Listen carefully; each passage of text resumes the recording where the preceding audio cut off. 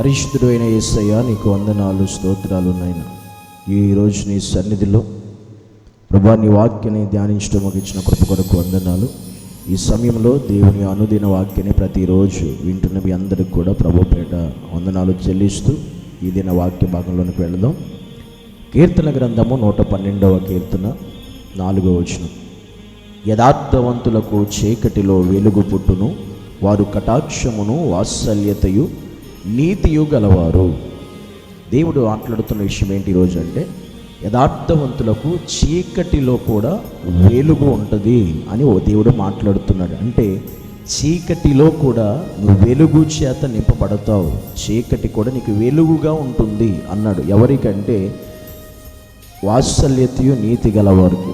అంటే యథార్థంగా నువ్వు బ్రతికితే, యథార్థంగా నీవు జీవిస్తే, ఆ యథార్థత చీకటి, నీ జీవితంలో చీకటిని కూడా వెలుగుగా మార్చగలిగే ప్రభావము, ఆ శక్తి నీలో ఉన్న యథార్థతకు ఉంటుంది అని దేవుడు మాట్లాడుతున్న విషయం.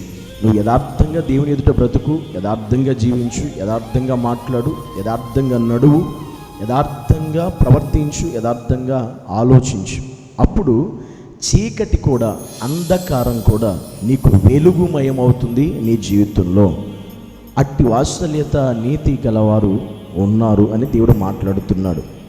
ఇది దావీదు జీవితంలో ఉన్నటువంటి సత్యం. ఎందుకంటే దావీదు కూడా 23వ కీర్తనలో మాట్లాడుతూ చెబుతూ దావీదు అంటాడు, నేను గాఢాంధకారపు లోయలో సంచరించిన ఏ అపాయానికి భయపడను. గాఢాంధకారం అంటే భయంకరమైన చీకటి, అలాంటి చీకటిలో నేను సంచరిస్తున్నా, నేను భయపడను అంటాడు. ఎందుకో తెలుసా?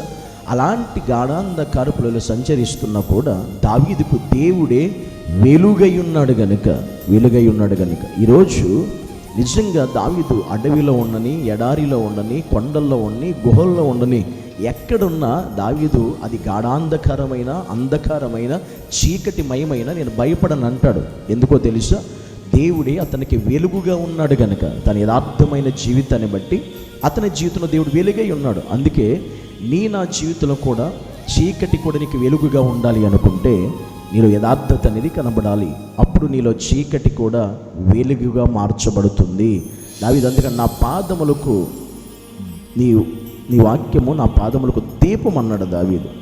దీపం అంటే వెలుగిచ్చేది, మార్గము చూపించేది. అంటే దావీదు దేవుణ్ణి ఎలా చేసుకున్నాడో మీరు ఆలోచించండి.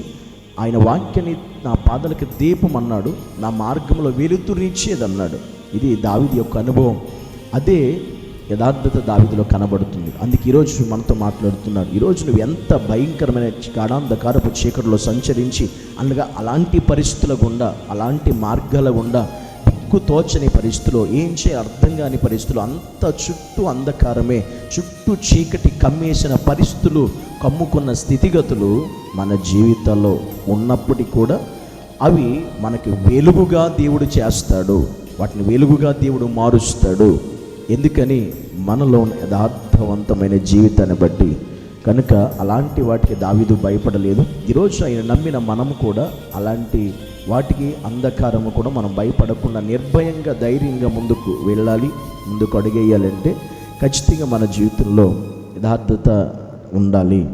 అప్పటి వారికి చీకటి కూడా వెలుగుగా మార్చబడుతుంది. అనగా యేసుక్రీస్తే నీతి సూర్యుడిగా నీ జీవితంలో ఉదయిస్తాడు. అప్పుడు నీలో చీకటి ఉండదు. చీకటి నిన్ను ఆవరించిన అది వెలుగుగానే నీ జీవితంలో కనబడేలా దేవాతి దేవుడే మన పట్ల చేస్తాడు, జరిగిస్తాడు. కనుక నువ్వు ఎలా ఉంటున్నావు, ఏ రీతిగా ఉంటున్నావు, నువ్వు ఎలా ఉంటే దేవుడు నీకు వెలుగుగా ఉంటాడు అనే సత్యాన్ని మనం ఎరిగి ఉండాలి, తెలుసుకున్న వారమై ఉండాలి.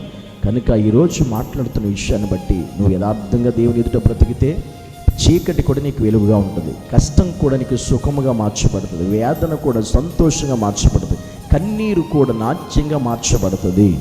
అదే దేవుడు ఈరోజు మనతో మాట్లాడుతున్న విషయం. కానీ మనలో అది లేకపోతే మనకి కొన్ని అసాధారణమైన పరిస్థితులు కూడా మనకు అంధకారంగానే కనిపిస్తాయి, చీకటిగానే కనిపిస్తాయి, అంత కమ్మేసినట్టు ఉంటుంది. కానీ దేవునిలో యథార్థత కలిగిన వ్యక్తి చీకటిలో కూడా వెలుగుతో నింపబడి నడిపించబడతాడు. ఆయనే నీకు వెలుగై ఉంటాడు. అట్టి కృప దేవుడు మనకి, మన కుటుంబాలకు అనుగ్రహించి నడిపించి సహాయం చేయనుగాక. ఆమేన్.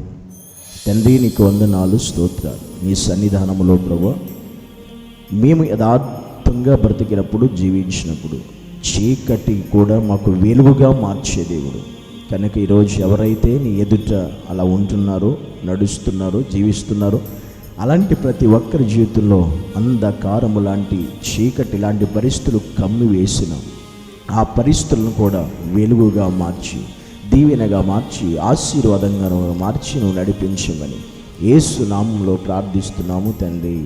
ఆమేన్.